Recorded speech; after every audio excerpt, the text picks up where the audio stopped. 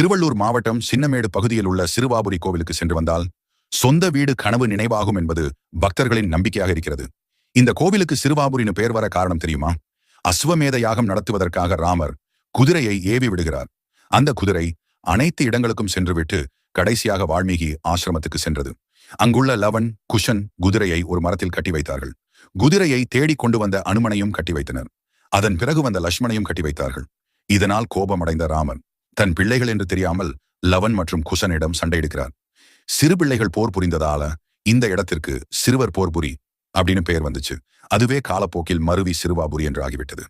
சூரபத்மனை வதம் செய்த பிறகு அங்கிருந்து புறப்பட்டு வந்த முருகப்பெருமான் தங்கி இளைப்பாறிய இடம்தான் சிறுவாபுரி.